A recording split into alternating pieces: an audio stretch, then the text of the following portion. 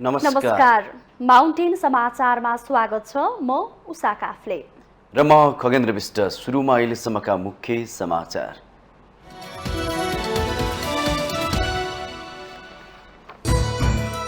राष्ट्र निर्माता पृथ्वीनारायण शाहको 331औं जन्म जयन्ती मनाइयो। सरकारले सार्वजनिक बिदा दिए पनि राष्ट्र एकता दिवस उल्लेख गरेन। राष्ट्रपतिको सन्देशमा भने एकता दिवस उल्लेख।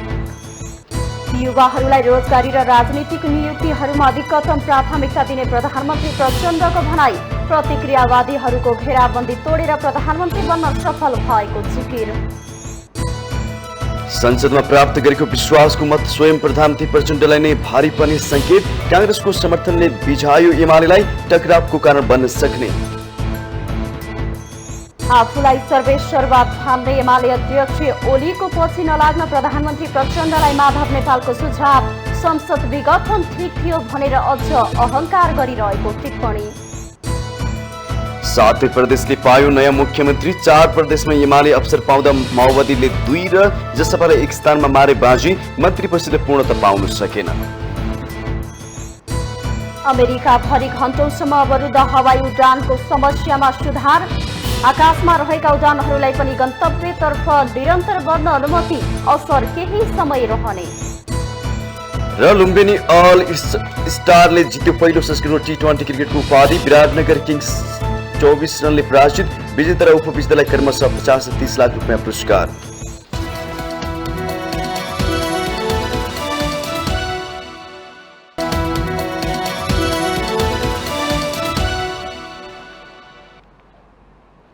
अब समाचार विस्तारमा।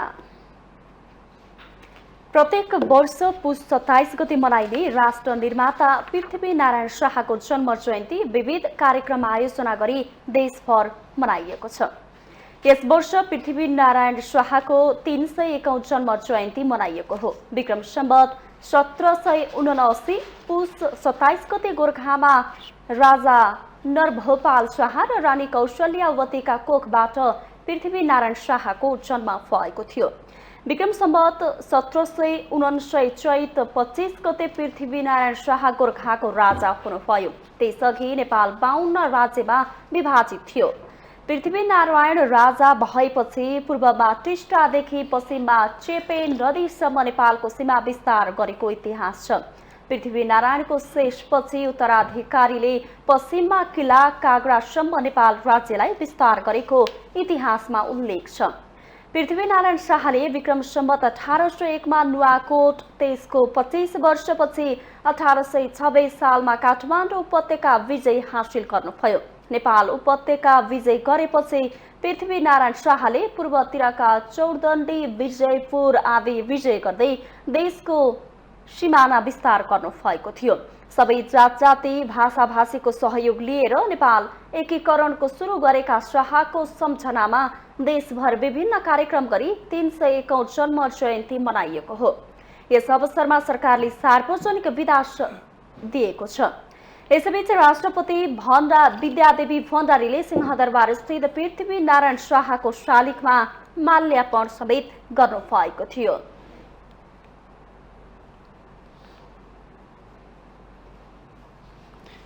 प्रचण्ड नेतृत्वको सरकारले पुष 27 लाई पृथ्वी जयन्ती भन्दै सार्वजनिक बिदा दिए पनि राष्ट्र एकता दिवस उल्लेख गरेन। राष्ट्रपति विद्यादेवी भण्डारीको शुभकामनामा सन्देशमा भने पृथ्वी जयन्ती तथा राष्ट्र एकता दिवस उल्लेख गरिएको छ। प्रधानमन्त्री प्रचण्डले पृथ्वी जयन्तीमा शुभकामना सन्देश दिनु भएन। सार्वजनिक बिदा सरकारको बाध्यताको निर्णय देखिएको छ। एक रिपोर्ट। देशभर 301औं पृथ्वी जयन्ती मनाइयो। सरकारले सार्वजनिक बिदा दियो, तर यसलाई प्रचण्ड नेतृत्वको सरकारको सत्ता स्वार्थ मिश्रित सहमतिका रूपमा विश्लेषण भइरहेको छ। निर्णय लिनेहरूमा नै विवाद देखिएको छ। यतिसम्म कि राज्यका प्रमुख निकाय बीच नै यस दिनलाई कसरी स्मरण गर्ने भन्नेमा मतभेद छ। राष्ट्रपतिको शुभकामना सन्देशमा पृथ्वी जयन्ती र एकता दिवसलाई निकै महत्वका साथ लिएको जस्तो भान हुन्छ, तर गृह मन्त्रालयको विज्ञप्ति हेर्ने हो भने निकै करकापमा बाध्यात्मक निर्णय लिएको जस्तो देखिन्छ। कुनै बेला इतिहास नै थिएन, पृथ्वीनारायण शाह नै थिएनन् जस्तो गरी विगतको विधा खारेज गराउनमा मुख्य भूमिका निर्वाह गर्नुभएका प्रधानमन्त्री प्रचण्ड सार्वजनिक विदा दिन सहमत हुनुभयो। यति मात्र होइन, उहाँले मंगलबार प्रतिनिधि सभा बैठकमा बोल्दै पृथ्वीनारायण शाहलाई राम्ररी पढेको समेत बताउनुभयो। मैले जति बेला सशस्त्र विद्रोहको रणनीति र कार्यनीति बनाएको थिएँ, सबभन्दा बढी पढेको मैले पृथ्वीनारायण शाहलाई हो। पृथ्वीनारायण शाहको युद्ध रणनीति कार्यनीति कसरी देशभित्र र कसरी बाह्य शक्तिसँग लडाईँ लड्दा अपनाएको रणनीति र कार्यनीति सबभन्दा बढी पढेँ र त्यो दस्तावेज तयार गर्दै गर्दा ऐतिहासिक भौतिकवादका ढङ्गले 2200-2400 राजा रजौटाहरूबाट एउटा केन्द्रीकृत राज्य बन्नु अग्रगामी र प्रगतिशील कदम हो भनेर त्यति बेलै लेखेको थिएँ मैले। त्यसो त पृथ्वीनारायण शाहबाट धेरै सिकेको छु भन्ने अभिव्यक्ति उहाँबाट यसअघि पनि नआएका होइनन्। 2 कार्यकाल प्रधानमन्त्री बन्दा प्रचण्डले पृथ्वी जयन्ती सरकारी तवरबाट मनाउने मुद्दालाई व्यवस्था गर्नुभएको इतिहास छ। तर सत्ताको खेलका लागि या साँच्चै इतिहासको महत्व बुझेर उहाँ पृथ्वी जयन्ती मनाउने निर्णय लिन बाध्य हुनुभयो। राज संस्था पुनर्स्थापनाको माग गर्दै आएको दल राप्रपाले पृथ्वी जयन्तीका अवसरमा सार्वजनिक बिदा दिनुपर्ने मुख्य शर्त सहित सरकारलाई समर्थन दिने जनायो। जनादेशलाई आत्मसात गरेर राष्ट्रिय प्रजातन्त्र पार्टीले प्रारम्भमा नै सम्माननीय पुष्पकमल दाहाललाई प्रधानमन्त्रीको रूपमा प्रस्ताव गर्ने पत्रमै हस्ताक्षर गरिसकेको छ राष्ट्रिय प्रजातन्त्र पार्टीले। खास गरी सुशासन, विकास र सेवा प्रवाहका सम्बन्धमा र राष्ट्रियताको सम्बन्धमा जुन प्रतिबद्धताहरू व्यक्त भएको छ त्यसमा राष्ट्रिय प्रजातन्त्र पार्टीको समर्थन छ। तर विचार र एजेन्डा नमिल्ने पार्टीलाई समर्थन गरेको र पृथ्वी जयन्तीलाई मुख्य शर्त बनाउनु सस्तो लोकप्रियताका लागि मात्रै भएको भन्दै राप्रपा अध्यक्ष राजेन्द्र लिङदेनको भूमिकाप्रति पनि प्रश्न उठ्न थालेको छ। यो स्वार्थमा आधारित निर्णय हो, किनकि संसदमा पुष्पकमल दाहालले बहुमत सिद्ध गर्नुपर्ने समय नजिकै थियो। त्यो अहिले राप्रपा भन्ने पार्टीले पनि यो विषयलाई उठायो, उसले उसका महत्त्वपूर्ण एजेन्डालाई छोडेर यो विषयलाई उठायो। त्यो राजनीतिमा यो ट्याक्टिस गर्छन् सबैले, त्यो त्यही गरे होला। तर महत्त्वपूर्ण कुरा चाहिँ के हो भने यो पृथ्वीनारायण शाहलाई हृदयदेखि मानेर मान्नुपर्ने रहेछ भन्ने कुरा जानेर यिनीहरूले यो बिदा दिएको होइन, किनभने यसमा चाहिँ यिनीहरूको आफ्नो कहीँ नभएको जात्रा हाँडी गाउँको जस्तो हविगत अहिले नेपाली राजनीतिको छ। कुर्सी र पदका लागि नेतृत्वले जे पनि गर्न तयार हुन्छन् भन्ने नजिर बनेको छ पछिल्लो राजनीतिक घटनाक्रम। यस्तोमा पृथ्वी जयन्तीको अवसरमा सार्वजनिक बिदा दिने निर्णय सत्ता राजनीतिक स्वार्थ कि इतिहासको जगेर्ना राष्ट्र निर्माता प्रतिको सम्मान? माउन्टेन टेलिभिजन एसडीका लागि प्रतिमा धरेलको रिपोर्ट। 16 वर्षपछि सरकारले पृथ्वी जयन्तीमा सार्वजनिक बिदा दिने निर्णयले यो दिनको गरिमा झन परेको छ। पूर्व राजा ज्ञानेन्द्र शाहले पृथ्वी जयन्तीका अवसरमा दिएको सन्देशमा व्यवस्था परिवर्तनमा जोड दिएको छ। विचार, सिद्धान्त र निष्ठाको राजनीति भन्दा अङ्क र आकारमा राजनीति अल्मलिएकोले राज्य पद्धति र प्रणाली नै परिवर्तनको आवश्यक रहेको लिखित वक्तव्य दिनुलाई अर्थपूर्ण मानिएको छ। एक रिपोर्ट। राजतन्त्र र हिन्दू राज्यको पक्षधर राप्रपाको समर्थन समेत रहेको गणतन्त्रका संस्थापक प्रचण्ड नेतृत्वको सरकारबाट पृथ्वी जयन्तीका दिन सार्वजनिक बिदा दिइनुलाई राजनीतिक रोचक घटनाका रूपमा लिनुपर्छ। त्यसो त राज संस्थालाई एक भाषा एक भेष लाद्ने सामन्तीको अवशेष भन्दै नेपाल एकीकरणकर्ता पृथ्वीनारायण शाहको शालिगहरू समेत तोडफोड गर्न लगाएको आरोप प्रचण्डमाथि छ। प्रचण्डमा आएको परिवर्तनका कारणहरू केलाउने हो भने उहाँले विगतमा आफैले स्थापना गरेका दलहरू भङ्ग गर्नेदेखि निर्णय नै उल्टाउने गर्नु भएको छ। यसकारण उहाँले जस लिनुभएको अहिलेको राज्य प्रणाली उल्टाउने कार्य उहाँबाटै भएमा आश्चर्य नमाने हुने विश्लेषकहरू हुन थालेका छन्। प्रचण्डले आफूले जनयुद्धमा पृथ्वीनारायण शाहको रणनीति लागू गरेको भन्नुभएको छ। विश्वासको मत लिँदा पृथ्वीनारायण शाहलाई धेरै पढेको समेत बताउनु भयो। मैले भन्ने गरेको छु र यो यथार्थ पनि हो। मैले जति बेला सशस्त्र विद्रोहको रणनीति र कार्यनीति बनाएको थिएँ, सबभन्दा बढी पढेको मैले पृथ्वीनारायण शाहलाई हो।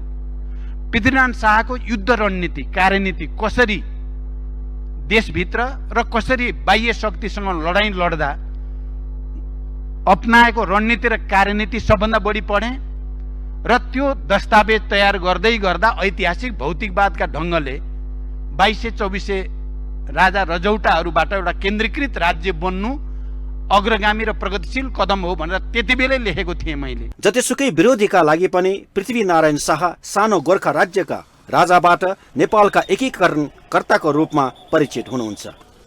पृथ्वीनारायण शाहका दिव्य उपदेशहरूलाई आत्मसात गर्दै उहाँको मार्गदर्शन नेपाल र नेपालीको लागि दूरदृष्टियुक्त हुनेछ।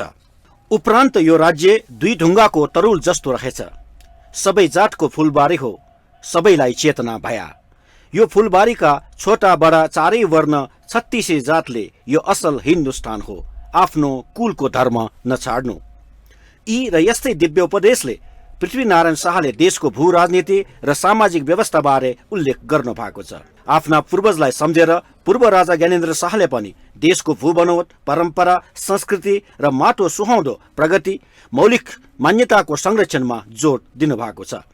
यसले राजनीतिक वृत्तमा अर्को नयाँ सन्देश प्रवाह गरेको छ। सो अस्तित्व, इतिहास र नेपाल र नेपालीको पहिचानलाई नै समाप्त गर्ने कार्यहरू जोडतोडले भइरहँदा पृथ्वीनारायण शाहप्रति यसपटक अझ श्रद्धा बढ्ने गरी गतिविधिहरू भए। पृथ्वीनारायण शाहका दिव्य उपदेशहरूलाई अनुसरण र उहाँप्रति समर्पित हुँदै राष्ट्र, राष्ट्रियता र जनहित कार्य गरेमा नेपाल राष्ट्र एकीकरणका महानायक प्रति सच्चा श्रद्धा हुन सक्छ। माउन्टेन टेलिभिजन एचडीका लागि विसन्तर साक्यको रिपोर्ट। राष्ट्रिय प्रजातन्त्र पार्टीका अध्यक्ष राजेन्द्र लिङ्गदेन र राष्ट्रिय प्रजातन्त्र पार्टी नेपालका अध्यक्ष कमल थापा पार्टी विभाजनपछि पहिलो पटक एउटै ठाउँमा देखिनुभयो। पृथ्वी जयन्तीले उहाँहरूलाई एकै ठाउँमा सार्वजनिक रूपमा देखिने अवस्था जुरायो। बुधबार राप्रपाले पृथ्वी जयन्ती तथा राष्ट्रिय एकता दिवसमा राजधानीको बिरकुटी मण्डपमा आयोजना गरेको चियापानमा प्रमुख दलका शीर्षदेखि प्रभावशाली नेताहरू पुगेका थिए। एक रिपोर्ट।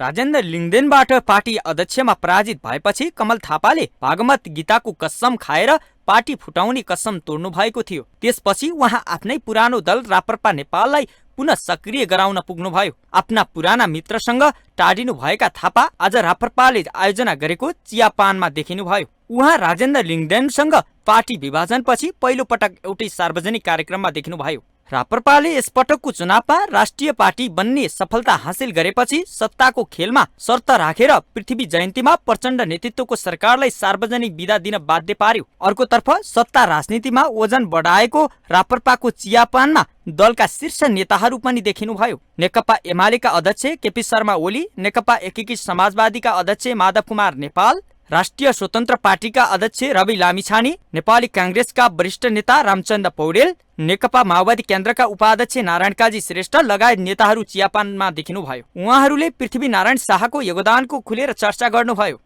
पृथ्वीनारायण शाहले देशलाई एकीकरण गर्ने सन्दर्भमा जुन अगुवाई गर्नुभयो, जुन नेतृत्व गर्नुभयो र देश एकीकृत भयो, एकीकरण भयो, एउटा देश भयो, नेपाल भयो, हामी नेपाली भयौँ। त्यसकारण पृथ्वीनारायण शाहको जन्मदिनको खुसियालीमा सरकारले बिदा दियो। पृथ्वीनारायण शाह केवल एउटा राजनीतिक व्यवस्था वा राजनीतिक विचारसँग सम्बन्धित होइनन्। उनले हामीलाई नेपाली भन्ने नाम र पहिचान दिएका छन्। त्यसर्थ नेपाली भएकोमा गौरव गर्ने प्रत्येक नागरिकले राष्ट्र निर्माताप्रति सम्मान व्यक्त गर्नुपर्दछ र त्यही क्रममा राष्ट्रिय एकता दिवस राज्य स्तरबाटै भव्य रूपमा मनाउनुपर्छ भन्ने मलाई लाग्दछ। पृथ्वीनारायण शाहकै दिव्य उपदेश यो घुस लिने र दिने दुईटै देशका शत्रु हुन् भन्ने कुरालाई मान्छु र यो सुशासन चाहिन्छ र भ्रष्टाचार रोकिनुपर्छ। अहिले सबै पार्टी मिलेर त्यही काम गर्नुपर्छ भन्ने चाहन्छु। सबै मिलेर एक राष्ट्रिय एकता गरेर नेपाललाई सुशासन र स्थायित्व दिनुपर्छ। जसले विदेशीसँग लडेर आफ्नो देशको भूमिको रक्षा गर्यो, आफ्नो देशलाई विस्तार गरेर पछिल्लो कालमा आधुनिक नेपालको निर्माण गर्ने काममा भूमिका खेल्यो, त्यसको योगदानलाई त कहिले बिर्सिने कुरै आउँदैन। नेपालको यो भूभागको पुनरेकीकरण गर्ने काम पृथ्वीनारायण शाह मार्फत भयो र त्यसलाई स्मरण गर्दै, त्यसलाई सम्मान गर्दै सरकारले अहिले आजको दिन पृथ्वी जयन्तीका रूपमा बिदा दिने निर्णय गरेको छ। यसको ऐतिहासिक महत्त्व स्थापित भएको छ। उत्सवको रूपमा जो हामीले मनाउने मौका पायौँ, सरकारले समेत स्वीकार गरेको छ। यो हाम्रो लागि विजय उत्सवको दिन हो, खुसीको दिन हो र यो खुसीमा सहभागी हुने सबैलाई फेरि पनि धेरै धेरै धन्यवाद दिन चाहन्छु। पृथ्वी जयन्ती सरकार स्तरबाट मनाउने र सार्वजनिक विदा गराउने जस राप्रपाले लिन सक्यो। पृथ्वी नारायण शाहको योगदानलाई कदर गर्नुपर्ने आवाज पनि यसपटक झन बुलन्द भयो। अर्कोतर्फ पृथ्वी जयन्तीकै अवसरमा विभिन्न विचार र सिद्धान्त बोक्ने दलका नेताहरू एक ठाउँमा आउनुभयो। माउन्टेन टेलिभिजन एसडीका लागि लक्ष्मी प्रसाद नुफानेको रिपोर्ट। प्रधानमन्त्री पुष्पकमल दाहाल प्रचण्डले युवाहरूलाई रोजगारी र राजनीतिक नियुक्तिहरूमा अधिकतम प्राथमिकता दिने बताउनु भएको छ। बुधबार काठमाडौँमा यङ कम्युनिस्ट लीग नेपालको तेस्रो पूर्ण बैठकलाई सम्बोधन गर्दै प्रधानमन्त्री प्रचण्डले सरकारले युवाहरूलाई रोजगारी र राजनीतिक नियुक्तिहरूमा उच्च प्राथमिकता दिने बताउनु भएको हो। सरकार र माओवादी पार्टीलाई युवाहरूको खाँचो रहेको भन्दै प्रतिक्रियावादीहरूको घेराबन्दीलाई चिरेर सरकारको नेतृत्व गरेकाले यो सफलतालाई कम आँक्नु नहुने बताउनु भयो। वाइसिएलको तर्फबाट तपाईहरु वाइसिएल आफै संगठन सुदृढ गरेर सक्रिय भएर संगठन विस्तार गरेर सदस्यता वितरण गरेर पार्टीलाई मद्दत गर्नुपर्ने छ। हाम्रो भरोसा तपाईहरुमाथि छ। भर्खरै हामीले गरेको निर्णय पनि आवेगमा आएर गरेको निर्णय होइन। युवाहरूलाई पार्टीका विभिन्न कमिटीहरूमा कमसेकम 20% राख्ने कुरा र आज तपाईहरुले जसरी सुबोधले अहिले यहाँ राख्नुभयो राजनीतिक नियुक्तिमा या पार्टी कमिटीमा या अन्यत्र पनि युवाहरूलाई उच्च प्राथमिकता दिनु पर्यो भने जस्तो भएको छैन भन्ने कुरा राख्नु भएको छ। मेरो ध्यान आकर्षण भएको छ। प्रधानमन्त्री दाहालले आफ्नो संगठनलाई बलियो बनाएर अघि बढ्न युवाहरूलाई निर्देशन दिनुभयो।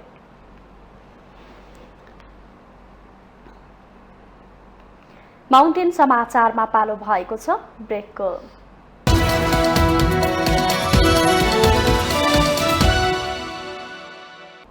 ब्रेकपछि स्वागत छ। अब बाँकी समाचार।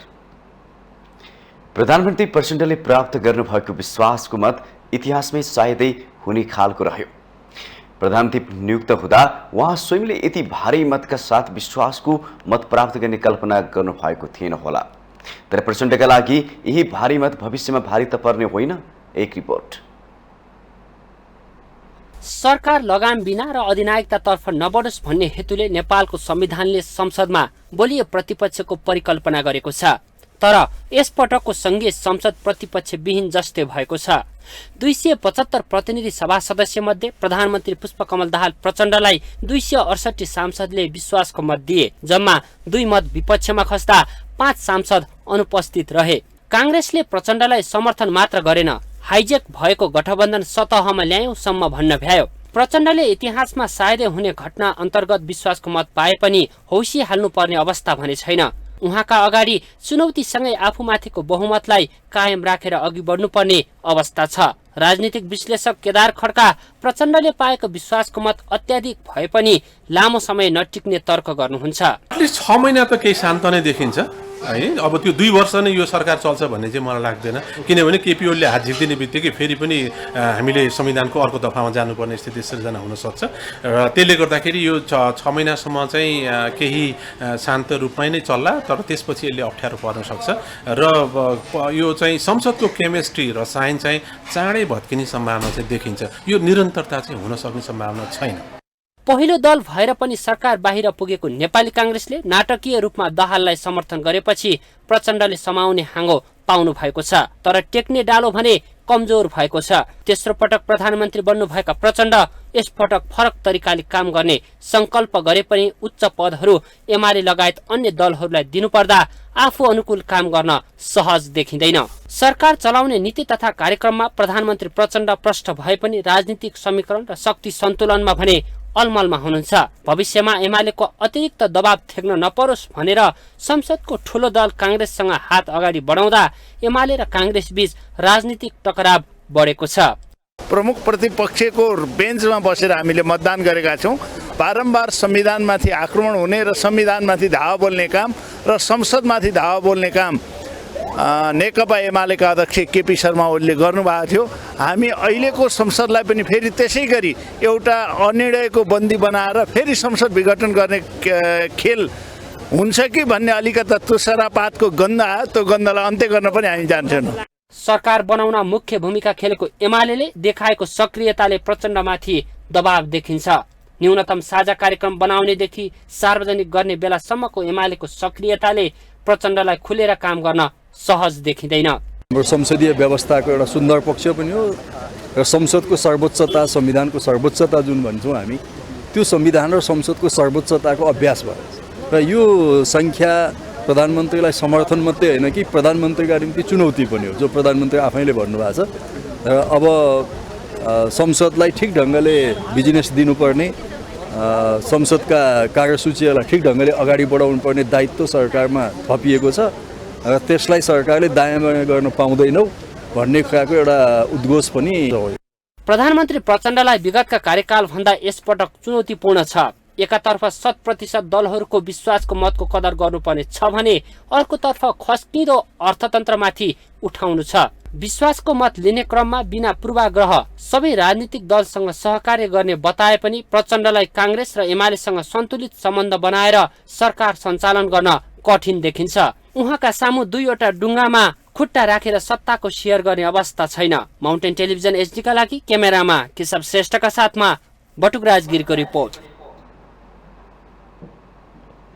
नेकपा एकीकृत समाजवादीका अध्यक्ष माधव कुमार नेपालले आफूलाई सर्वेसर्वा ठान्ने केपी ओली प्रविधि रहेको भन्दै त्यसको पछि नलाग्न प्रधानमन्त्री प्रचण्डलाई आग्रह गर्नु भएको छ।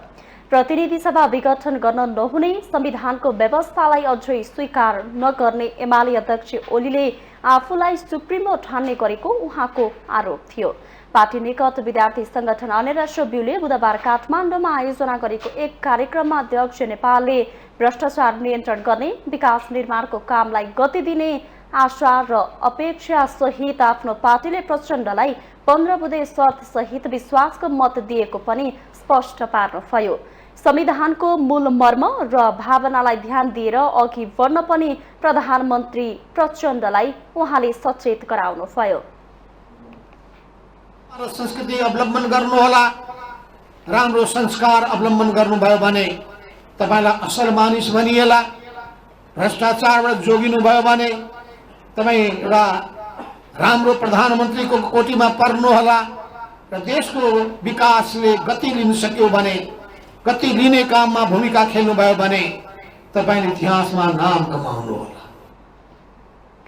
अध्यक्ष नेपालले प्रतिनिधि सभा विघटन गर्न नमिल्ने संविधानको व्यवस्था भए पनि ओलीले आफूले ठिक गरे भनेर अझै पनि अहंकार प्रस्तुत गरिरहेको भन्दै आपत्ति जनाउनुभयो। उहाँले विश्वासको मत लिने बेलामा गरेका प्रतिबद्धताहरू पूरा गर्ने काममा केन्द्रित हुन पनि प्रधानमन्त्री दाहाललाई सुझाव दिनुभयो। सरकारले जनतालाई अनुभूति हुने गरी काम गरे, आफ्नो पार्टीले प्रतिपक्षमा बसेर पनि साथ र सहयोग रहिरहने उहाँको भनाइ थियो। अध्यक्ष नेपालले सरकारलाई राष्ट्र, राष्ट्रियता र जनजीविकाको सवालमा काम गर्न आफ्नो पार्टीले घचघच्याइरहने पनि बताउनुभयो।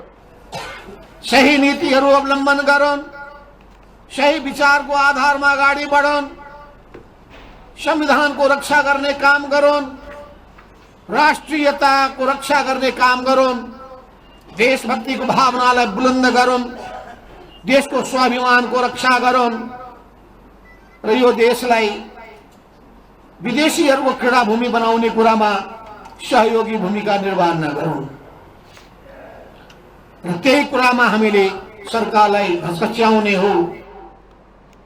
अध्यक्ष नेपालले देशलाई विदेशीहरूको क्रीडाभूमि बन्न नदिने काममा वर्तमान सरकार सचेत रहनुपर्ने सुझाव दिनुभयो।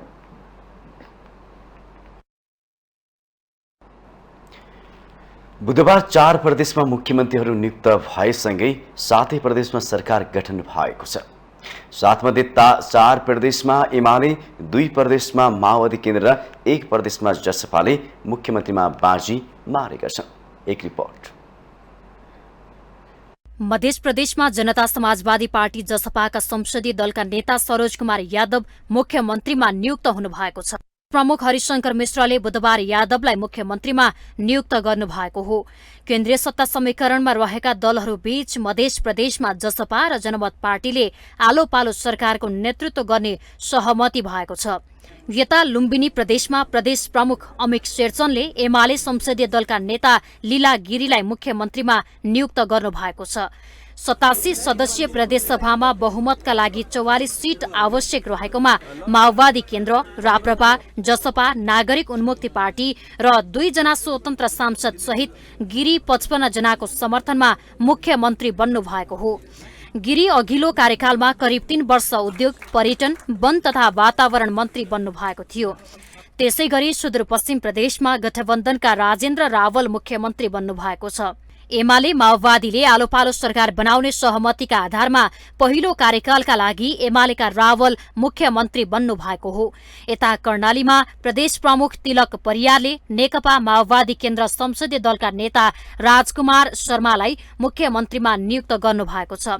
माओवादी जनयुद्धबाट राजनीतिमा स्थापित हुनुभएका शर्माले इमानदार र निडर नेताको छवि बनाउनु भएको छ। 40 सदस्यीय प्रदेशसभामा सरकार बनाउन न्यूनतम 20 सीट चाहिएकोमा माओवादीको 13 र एमालेको 10 सीट नै मुख्यमन्त्रीका लागि काफी रहेको थियो। यहाँ पनि एमाले र माओवादीले आधा आधा कार्यकाल बाँड्ने सहमति भएको छ। यता बागमती प्रदेशको मुख्यमन्त्रीमा यसअघि नै माओवादी केन्द्र संसदीय दलका नेता शालिग्राम जमकटेल नियुक्त भइसक्नु भएको छ। त्यसैगरी गण्डकी प्रदेशको मुख्यमन्त्रीमा नेकपा एमालेका खगराज अधिकारीले सोमबार नै पद तथा गोपनीयताको शपथ ग्रहण गरिसक्नु भएको छ। 2074 मा प्रतिनिधि सभा सदस्य रहनुभएका अधिकारी संघीय सरकारको गृहमन्त्री समेत बनिसक्नु भएको छ। प्रदेश 1 को मुख्यमन्त्रीमा एमालेका स्थायी कमिटी सदस्य एवं प्रदेश सह इन्चार्ज हिक्मत कार्की नियुक्त भइसक्नु भएको छ। प्रदेश सभाका 60 सांसदहरूको समर्थन प्राप्त कार्कीलाई प्रदेश प्रमुख परशुराम खापुङले मुख्यमन्त्रीमा नियुक्त गर्नु भएको हो। मुख्यमन्त्री कार्की प्रदेशका 4थो मुख्यमन्त्री हुनुहुन्छ। मुख्यमन्त्रीमा नियुक्त भएका सातै प्रदेशका मुख्यमन्त्रीहरू विश्वासको मत लिने कसरतमा जुटेका छन्। माउन्टेन टेलिभिजन एचडीका लागि नवराज पौडेलको रिपोर्ट। लुम्बिनी प्रदेशका नवनियुक्त मुख्यमन्त्री लीला गिरीले समृद्ध प्रदेश र सुखी जनताको नारालाई पूरा गर्ने प्रतिबद्धता जनाउनु भएको छ।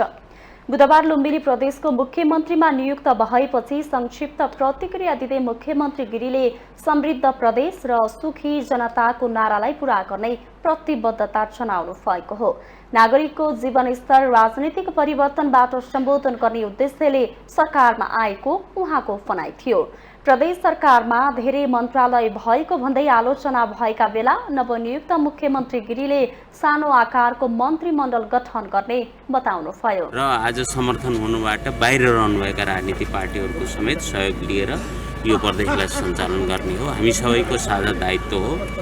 यो साझा दायित्वको मर्मलाई बुझेर हामीले प्रदेश सरकारलाई अगाडि बढाउनेछौँ।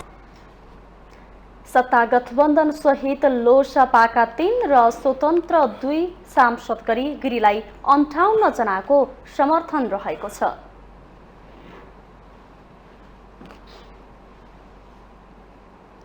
देशमा निजामती सेवामा रहेका कर्मचारीमध्ये कतिपय विदेशमा लामो समय रहेर जागिर जोगाइरहेका छन्। उनीहरूको व्यक्तिगत तथ्याङ्क राखेको संघीय मामिला तथा सामान्य प्रशासन मन्त्रालयले त्यस्ता कर्मचारीहरूको एकीकृत तथ्याङ्क राख्न सकेको छैन। एक रिपोर्ट। संघीय मामिला तथा सामान्य प्रशासन मन्त्रालयको मुख्य काम कर्मचारीको व्यवस्थापन हो। मन्त्रालयमा कर्मचारी सेवा प्रवेशदेखि निवृत्तसम्मका अभिलेख राखिएको हुन्छ।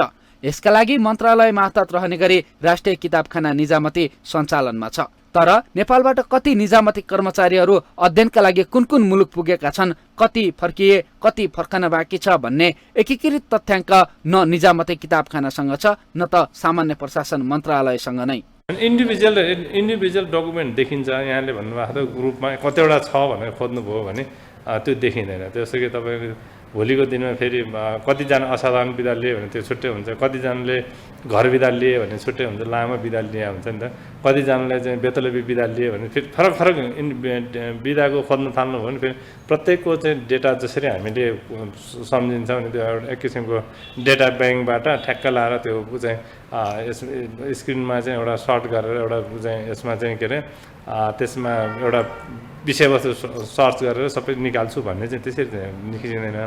निजामती कर्मचारी ऐन बनाउनेदेखि त्यसको कार्यान्वयन गर्ने संघीय मामिला तथा सामान्य प्रशासन मन्त्रालयसँग कर्मचारीको एकीकृत विवरण नहुनु कहाँसम्मको विडम्बना हो। अध्ययनसहित भ्रमणका लागि विभिन्न मुलुकमा कर्मचारी जाँदा जुन मन्त्रालय मातहतको कर्मचारी हो त्यही मन्त्रालयले नै सूचीकृत गरेर पठाउने गर्छ, तर त्यसको बोधार्थ संघीय मामिला तथा सामान्य प्रशासन मन्त्रालय र निजामती किताबखानामा पठाउने गरिन्छ। यसरी पठाइएका सूचना कर्मचारीको फाइलमा राख्ने गरिए पनि एकीकृत गरेर राख्ने गरिएको छैन। यसले गर्दा कति कर्मचारी कहाँ छन् भन्ने सूचना मन्त्रालयसँग नै छैन। अझै विदेशबाट फर्किएपछि कर्मचारी कामकाजमा फर्किएको वा नफर्किएको भन्ने सूचना त मन्त्रालय र किताबखाना दुवै ठाउँमा पुग्दैन। मन्त्रालयसँग यसबारे सूचना माग गर्दा सम्बन्धित मन्त्रालयसँग नै बुझ्नुपर्ने तर्क गर्छन्। प्रशासन सेवातर्फको चाहिँ वर्षमा 8-10 जनाभन्दा बढी हुँदैन, किनकि हार्डली त्यो चाहिँ त्योभन्दा बढी जाँदैन। त्योभन्दा बाहेक अन्य प्राविधिक सेवाको अलिकति बढी हुन्छ र प्राविधिक सेवाको चाहिँ सम्बन्धित सेवा सञ्चालन गर्ने मन्त्रालय, सम्बन्धित निकाय जहाँ चाहिँ अधिकार प्राप्त अक्षरवाला हुनुहुन्छ उहाँहरूले आफैले स्वीकृत गर्नुहुन्छ र उहाँहरूले विवरण आफ्नो मन्त्रालयमा अपडेट गर्नुहुन्छ।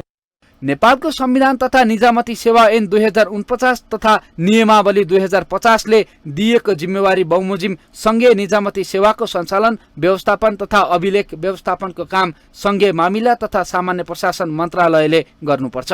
यसरी कर्मचारी संगठन सञ्चालन गर्ने र अनुशासनमा राख्ने मन्त्रालयमै कर्मचारीका एकीकृत सूचना नहुनु हदैसम्मको कमजोरी हो। माउन्टेन टेलिभिजन एसटीका लागि क्यामेरामा निखिल कपालीका साथ सन्दीप शर्माको रिपोर्ट। माउन्टेन समाचारमा पालो भएको छ ब्रेकको।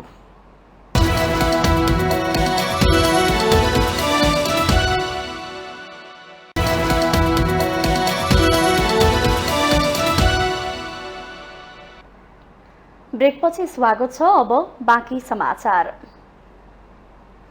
प्रधानमन्त्री पुष्पकमल दाहाल प्रचण्डले अर्थतन्त्रमा देखिएको चुनौती हल गर्न निजी क्षेत्रको योगदान महत्त्वपूर्ण हुने बताउनु भएको छ। नेपाल उद्योग वाणिज्य संघ गोर्खाले आयोजना गरेको गोर्खा महोत्सवमा सम्बोधन गर्नुहुँदै प्रधानमन्त्री प्रचण्डले अर्थतन्त्रलाई गति दिन सार्वजनिक निजी क्षेत्रको सहकारी अनिवार्य रहेकोमा जोड दिनु भएको हो। प्रधानमन्त्री भएपछि क्याबिनेटको पहिलो बैठकबाट नै अर्थतन्त्रमा सुधारका निम्ति लिनुपर्ने नीति र उपायका बारेमा गम्भीर छलफल भएको भन्दै उहाँले अर्थतन्त्रको विकासका लागि निजी क्षेत्रको प्रगति र योगदान आवश्यक भएको बताउनुभयो।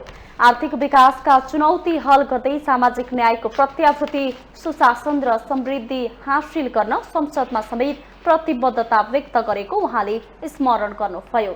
गोर्खाका जनताले दिएको मतले प्रधानमन्त्री बन्न सफल भएकोमा आभार व्यक्त गर्दै प्रधानमन्त्री प्रचण्डले चुनावी प्रतिबद्धता अनुरूप जिल्लाको विकासका लागि सक्रिय रहने बताउनुभयो।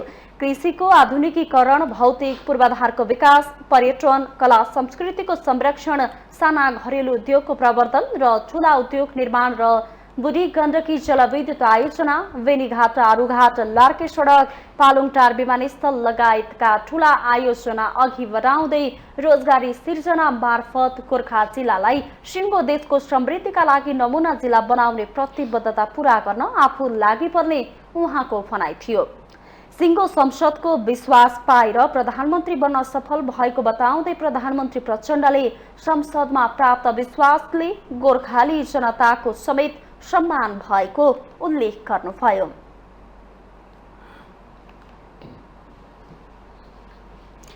कीर्तिपुर स्थित पेउङ्ग थाङमा कन्याकुमारी र बुङ्ग ध्येय रातु करुणामयको प्रतिमूर्तिले काठमाडौँ, ललितपुर र कीर्तिपुर बीच उत्पन्न विवाद उत्कर्षमा पुगेको छ। विवाद एकातिर छँदैछ, अर्कोतिर परम्परागत संस्कृति नै समाप्त हुने विषय उठेको छ। एक रिपोर्ट।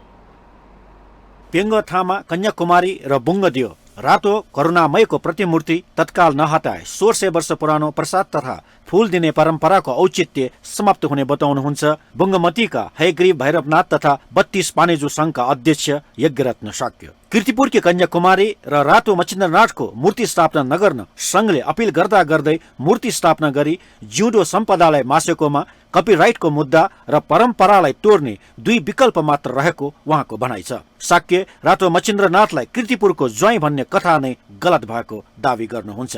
मचिन्द्रनाथको जात्रा भनेको यो नेपालको मात्र होइन, अन्तर्राष्ट्रिय व्यक्तिहरूले चिनिसकेको कि लङ्गेस्ट एन्ड टलेस्ट हैन फेस्टिभल अफ द वर्ल्ड भनेर चिनिसकेको संस्थामाथि उहाँहरूले जुन प्रहार गर्नुभएको छ त्यो प्रहारको अझ पनि म दुःख व्यक्त गर्दछु। भन्दै हाम्रो यो पुजारी सङ्घको अन्तिम निर्णय सुनाउँदै हामी फेरि पनि दुईटै महानगरपालिकाले पहल कदमी गर्नु भएमा पनि हाम्रो अडान विचलन नहुने कुरा पनि यहाँहरूलाई जानकारी गराउँदै यदि नगरपालिकाहरूको कोअर्डिनेसनमा पनि होइन यसलाई चाहिँ राख्न दिउँ, अब हामी चाहिँ बरु चाहिँ अरू अन्य कामहरू नगरौँ भनेर सहमति गर्न खोजिए पनि हामी पुजारी सङ्घ त्यसमा पूर्ण रूपमा असहमत व्यक्त जाहेर गर्छौँ र त्यो मूर्ति कुनै पनि हालतमा हटाउनै पर्दछ। मूर्ति विवाद बढेपछि 32 पानेजु संघले वडा कार्यालयदेखि राष्ट्रपति कार्यालयसम्म आफ्नो विरोध पत्र दर्ता गरिसकेको छ। ललितपुर महानगरपालिकाका मेयर चिरीबाबु महर्जन र कीर्तिपुर नगरपालिकाका बीचमा समेत यस सम्बन्धमा छलफल हुँदा कुनै निष्कर्ष आउन सकेन। अराजक कार्यालय सम्पदाको नै अपमान भएको भन्नेहरू पनि छन्। सुकी समाज पेलवठामा अवस्थित हुनुहुन्छ। न नगरपालिकाको उहाँले चाहिँ सडक कारवालाहरूको स्वीकृति लिनुभएको छ, न एउटा गुठी संस्थानको छ, न एउटा चाहिँ पुरातत्व विभागको छ।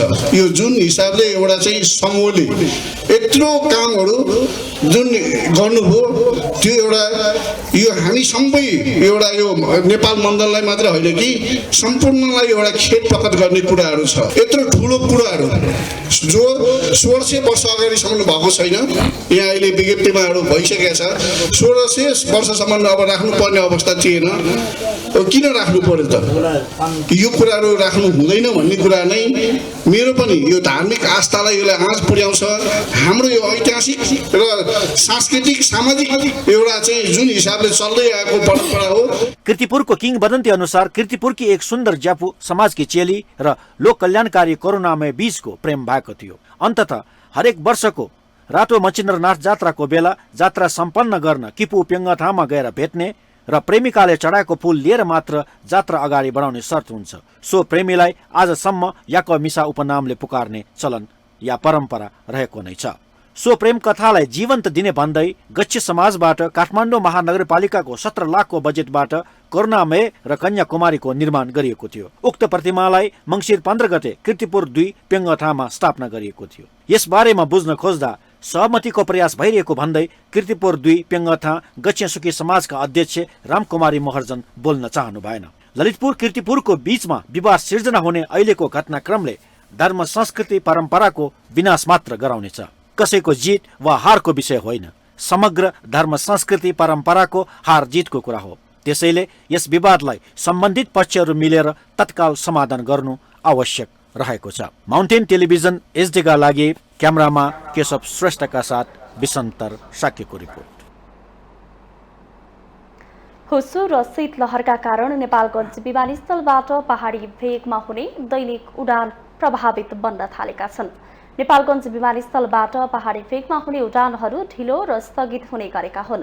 नेपालगञ्ज विमानस्थलबाट सामान्य मौसममा दैनिक 20 देखि 25 वटा उडान हुँदै आएको छ।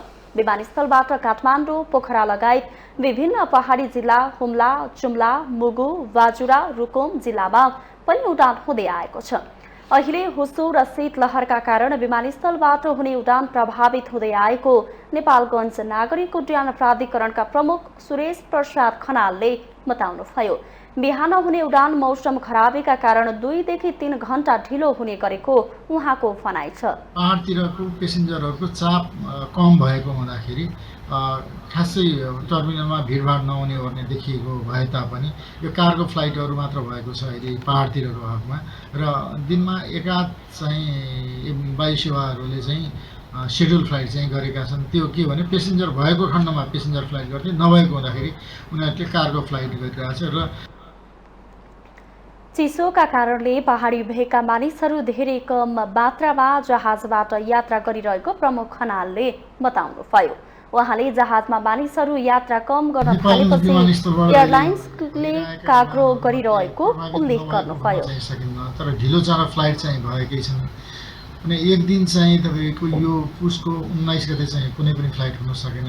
र के हो भने फ्लाइट बिहान सबेरै हुनुपर्ने फ्लाइटहरू तिनीहरू फ्लाइटहरू चाहिँ डिले भएर फ्लाइटहरू भएको छ र कतिपय फ्लाइटहरू एयरलाइन्सहरूले पेसेन्जरहरू पनि यो मौसमको कारणले गर्दाखेरि उनीहरू दुविधामा पर्ने हुँदाखेरि फ्लाइट पेसेन्जरहरूले चाहिँ विश्वास नगर्ने हुँदाखेरि कुनै फ्लाइटहरू मर्ज भएर उडान भएको छ। यात्रुहरू अपुग भएपछि विमान कम्पनीहरूले मिलेर सीमित उडान गरिरहेको प्रमुख खनालले बताउनुभयो।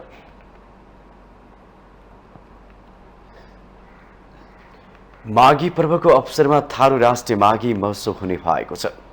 थारू कल्याणकारी सभाको संयोजनमा काठमाडौँको टुँडीखेलमा थारू राष्ट्रिय माघी महोत्सव हुने लागेको हो।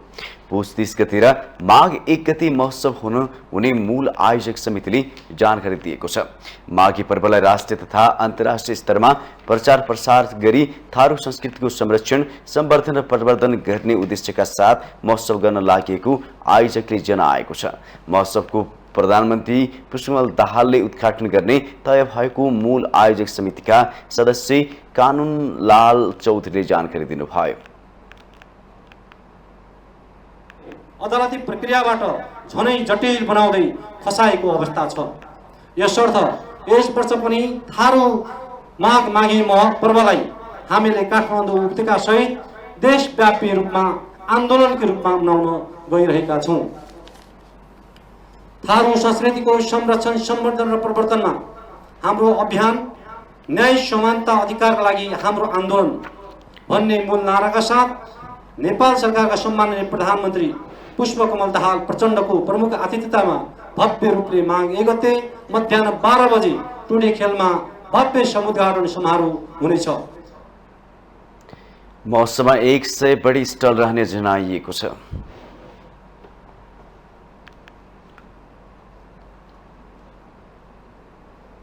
हामीसँग आर्थिक अन्तर्राष्ट्रिय खेल समाचार बाँकी रहेछन्। माउन्टेन समाचार पालो भएको छ ब्रेकको।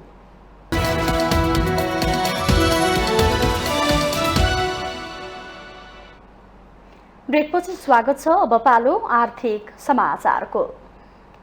आर्थिक समाचारको साथमा जगदम्बा सुपर साइन तथा ग्याल्बा प्लस जीवनभरको भरोसा प्रस्तुत छ। रिद्धि सिद्धि सिमेन्ट गुणस्तरको नयाँ स्तर।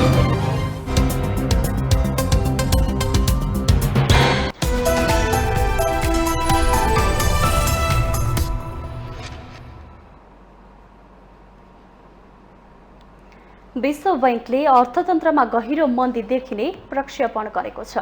सन् 2023 को पहिलो प्रक्षेपण सार्वजनिक गर्दै विश्व बैंकले अर्थतन्त्रमा गहिरो मन्दी देखिने भन्दै त्यसको प्रभाव लामो समयसम्म रहने प्रक्षेपण गरेको हो। विश्व बैंकको प्रक्षेपण अनुसार सन् 2023 मा विश्वको आर्थिक वृद्धि दर 1.7% मा सीमित हुनेछ। बैंकले 6 महिना अघि गरेको प्रक्षेपणमा अर्थतन्त्रको वृद्धि दर 3% रहने अनुमान गरेको थियो। विश्व बैंकका अनुसार नेपालमा भने अहिलेसम्मको अवस्थाबाट अर्थतन्त्र स्थिर रहने अनुमान छ। नेपालले चालू आर्थिक वर्षमा 5.1% को आर्थिक वृद्धि दर प्राप्त गर्ने विश्वास बैंकको प्रक्षेपण छ। नेपालबारे विश्व बैंक प्रक्षेपणमा भने परिवर्तन गरिएको छैन। दक्षिण एसियाली मुलुकमध्ये यस वर्ष नेपाल भन्दा माथि मालदिप्स, भारत र बंगलादेशको आर्थिक वृद्धि राम्रो रहेको छ। श्रीलङ्काको आर्थिक वृद्धि दर भने नकारात्मक नै रहने विश्व बैंकको अनुमान छ।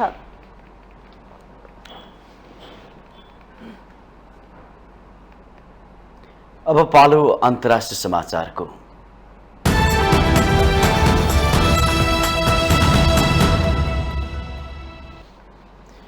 अमेरिकाभरि घण्टौँसम्म ढिलाइ भएको हवाई उडानको समस्याग्रस्त अवस्था सुधार आएको छ।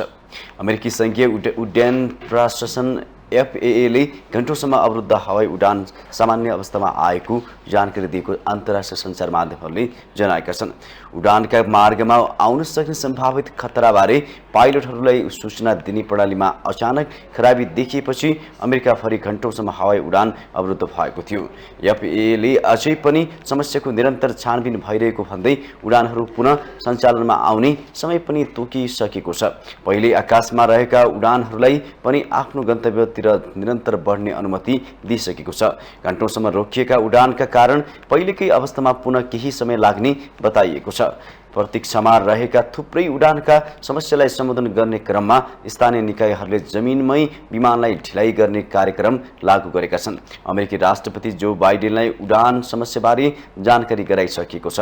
यसैगरी व्हाइट हाउसले साइबर हमला भएको कुनै प्राम फेला नपरेको जनाएको छ। अमेरिकी पावर हन विभागका मन्त्रीले FAA को सम्पर्कमा रहेको र छिटो र सुरक्षित ढङ्गले समस्या समाधान हुने विश्वास व्यक्त गरेका छन्।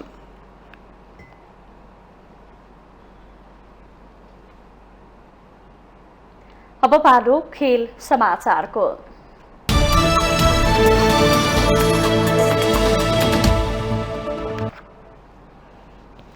लुम्बिनी अल स्टार पहिलो संस्करणको नेपाल T20 क्रिकेट लिगको च्याम्पियन बनेको छ।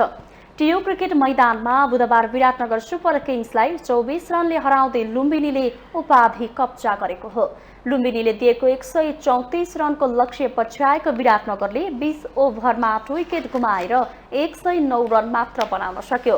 विराटनगरका लागि अर्जुन साउदले 34 रन बनाउँदा पृथ्वी बास्कोटाले 21 रन बनाए।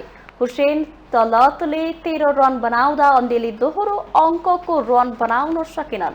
लुम्बिनीका लागि हरमित सिंह र सागर ढकालले समान 2-2 विकेट लिए। विपुल शर्मा र किशोर महतोले समान 1-1 विकेट लिए। त्यसअघि पहिले ब्याटिङ गरेको लुम्बिनीले 19.2 ओभरमा अल आउट भएर 133 रन बनाएको थियो।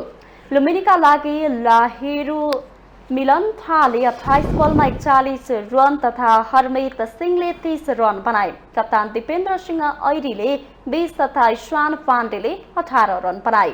उसका अन्य ब्याटरले दोहोरो अङ्कमा रन बनाउन सकेनन्। विराटनगरका लागि राम नालन र नन्दन यादवले समान 2-2 तथा हुसेन तलत कियोन जोसेफ सूर्य तामाङ र कप्तान रोहित पौडेलले समान 1-1 विकेट लिए। उपाधिसँगै लुम्बिनीले 55 लाख नगद पुरस्कार प्राप्त गरेको छ। यस्तै उपविजेता विराटनगरले 30 लाख नगद पुरस्कार प्राप्त गरेको छ। पहिलो संस्करणको लिगमा 6 टोलीको सहभागिता रहेको थियो। पहिलो संस्करणमा Kathmandu Knights, Pokhara Avengers, Far West United, Janakpur Royals, Biratnagar Super Kings र लुम्बिनी अल स्टारले सहभागिता जनाएका थिए।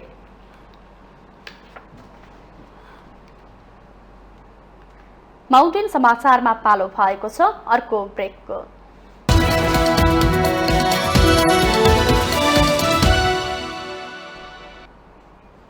ब्रेकपछि स्वागत छ। यो सँगै हामी माउन्टेन समाचारको अन्त्यमा आइपुगेका छौँ। जाँदा जाँदै मुख्य समाचार पुनः एकपटक।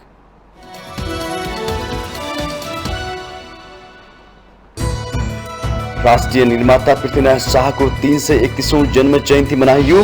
सरकारले सार्वजनिक बिदा दिए पनि राष्ट्रिय एकता दिवस उल्लेख गरेन। राष्ट्रपतिको सन्देशमा भने एकता दिवस उल्लेख। युवाहरूलाई रोजगारी र राजनीतिक नियुक्तिहरूमा अधिकतम प्राथमिकता दिने प्रधानमन्त्री प्रचण्डको भनाई। प्रतिक्रियावादीहरूको घेराबन्दी तोडेर प्रधानमन्त्री बन्न सफल भएको जिकिर। संसदमा प्राप्त गरेको विश्वासको मत स्वयं प्रधानमन्त्री प्रचण्डलाई नै भारी पर्ने संकेत। कांग्रेसको समर्थनले बिजायो एमालेलाई टकरावको कारण बन्न सक्ने। आफूलाई सर्वेसर्वात भन्ने एमाले अध्यक्ष ओलीको पछि नलाग्न प्रधानमन्त्री प्रचण्डलाई माधव नेपालको सुझाव। संसद विघटन ठिक थियो भनेर अझै अहंकार गरिरहेको टिप्पणी। 7 प्रदेशले पायो नयाँ मुख्यमन्त्री। 4 प्रदेशमा एमाले अवसर पाउँदा माओवादीले 2 र जसपाले 1 स्थानमा मारे बाजी। मन्त्री परिषदले पूर्णता पाउन बाँकी। अमेरिका भरि घण्टौंसम्म अवरुद्ध हवाई उडानको समस्यामा सुधार। आकाशमा रहेका उडानहरूलाई पनि गन्तव्यतर्फ निरन्तर बढ्न अनुमति। असर केही समय रहने। र लुम्बिनी अल स्टारले जिते पहिलो संस्करणको T20 क्रिकेटको उपाधि। विराटनगर सुपर किङ्स 24 रनले पराजित। विजेता र उपविजेतालाई क्रमशः 50 र 30 लाख रुपियाँ पुरस्कार।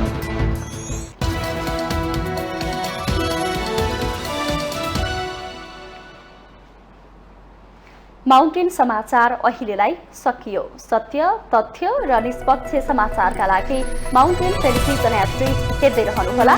नमस्कार।